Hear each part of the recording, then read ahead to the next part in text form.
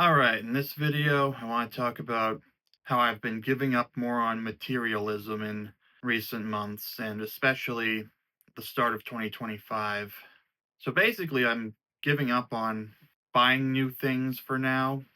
I'm calling this my winter hibernation arc, where I'm basically spending as little money as possible and working with what I have until such time as I've saved up enough money. I'm also changing up some of my eating habits to spread my supplies longer, etc. So I do have a few items bookmarked on Amazon that I'm interested in, like a Lenovo Legion Go and a couple of accessories to enhance it, but I'm not going to be getting it anytime soon.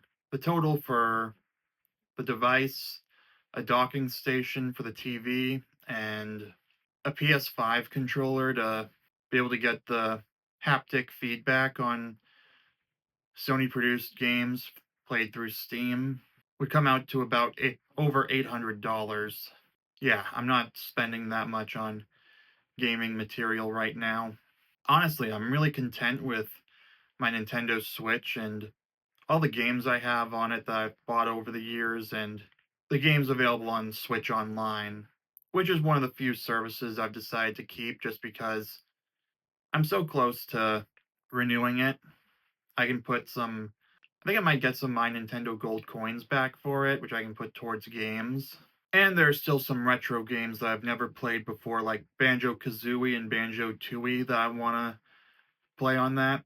And I don't wanna lose access to the Mario Kart 8 DLC, the deluxe one that is, not the original Mario Kart 8's DLC that had courses that are now part of the Mario Kart 8 Deluxe base game. Even though I never play it anymore on account of the fact that I have perfect 3-star gold trophies across the board in every difficulty level, so I guess I could just spend the $25 on it and then save the other $25 from Online and an expansion pack and save it for a rainy day.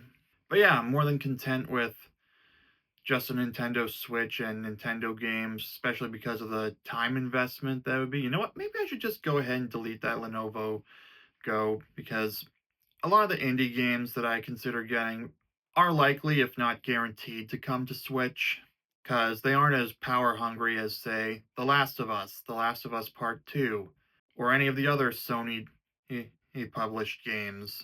You know what? I think it would be better just spend it on a 1 terabyte micro SD card, which I'm not going to right now because even though my 512 gigabyte micro SD card is full, meaning I have more games purchased in my on the eShop than I have space for, I decided instead, you know what? I'm just gonna delete some games that I haven't played in a while, like a lot of the smaller indie ones I mentioned, because not all of them really stick with me. A few stick out, as you saw in my live stream some time ago.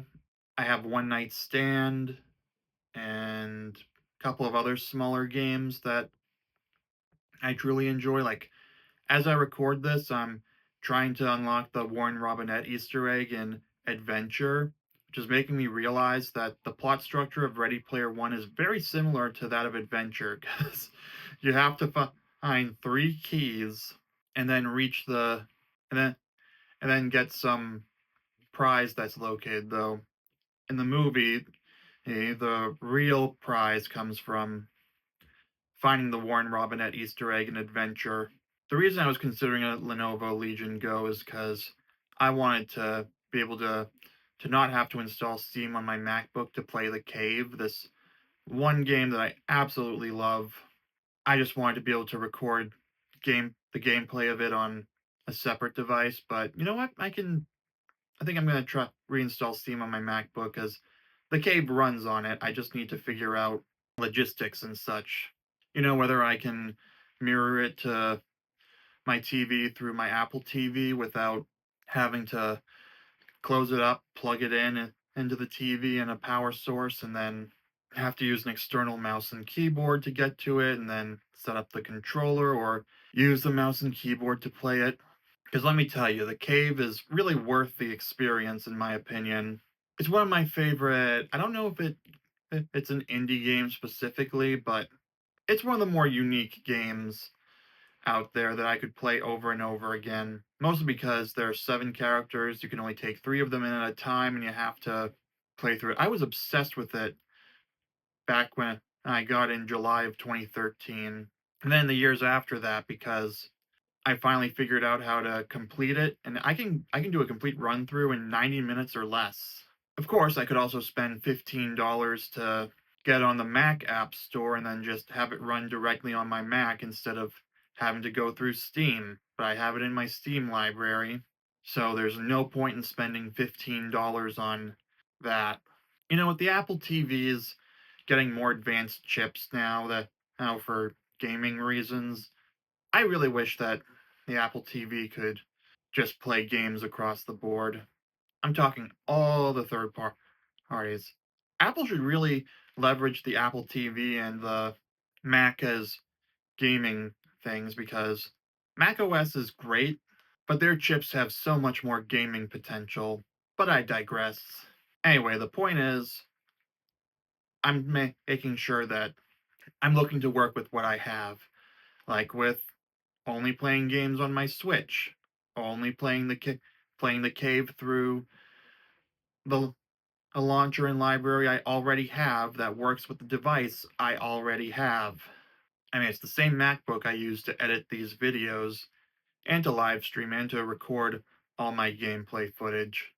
I think the only way I'll buy a new Apple TV, the little box that you plug into it, is if they either put a chip in it that has massive gaming capacity that basically allows you to run Steam, that lets you run Steam and the other launchers. That would be a game changer.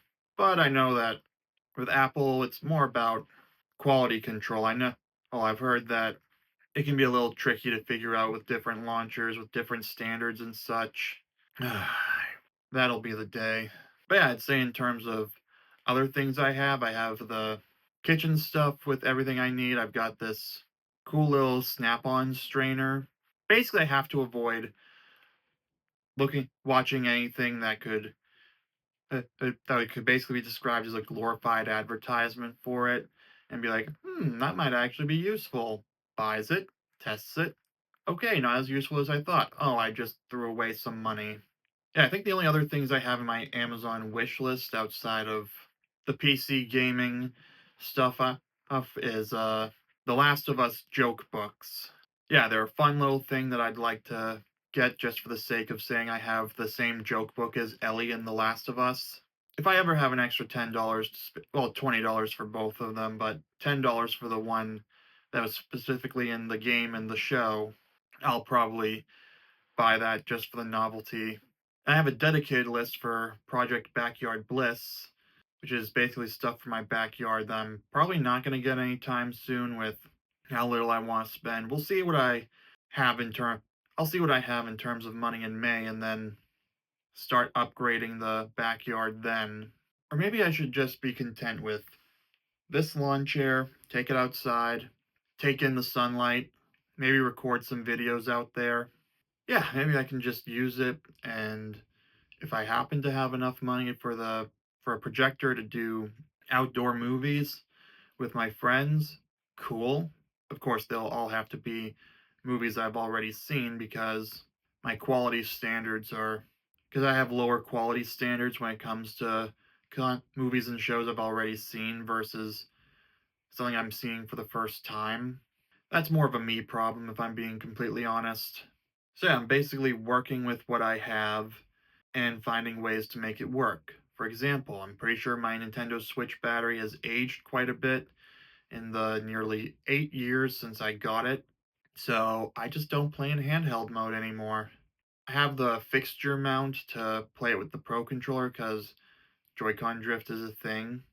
Now, I've been tempted to go out and buy new Joy-Cons simply so that I can play Let's Go Pikachu and Let's Go Eevee more easily, but I can make it work with just the right Joy-Con because I'm not going to use the left Joy-Con to take screenshots or anything on account of the fact I'll be recording the whole thing on my MacBook.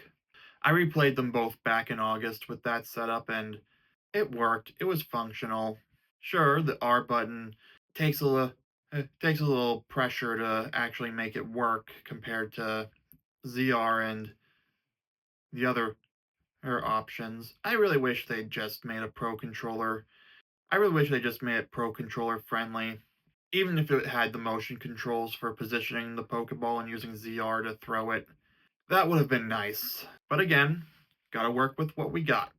Yeah, I'm just glad that I invested in refilling my Yogibo Max before I went into hibernation, if you will, because now I'm gonna have a nicer seat, more comfy seat to sit in while I watch TV and play video games or do other stuff up there. I mean, if the office chair that's on the other side of this camera ever falls apart, becomes unusable, I'm probably just going to bring this chair over to it. I'm probably just going to keep moving this chair wherever I need it down here and outside until it breaks too.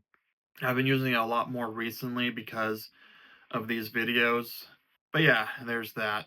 Anyway, that's all I have to say about materialism. Buy as little as possible so that unless you really need it, like the Yogibo Max, I really needed that new filling. Comment what you think about all this, if I'm stretching things too thin or not. Subscribe for daily uploads. Give this video a like. I'll see you soon.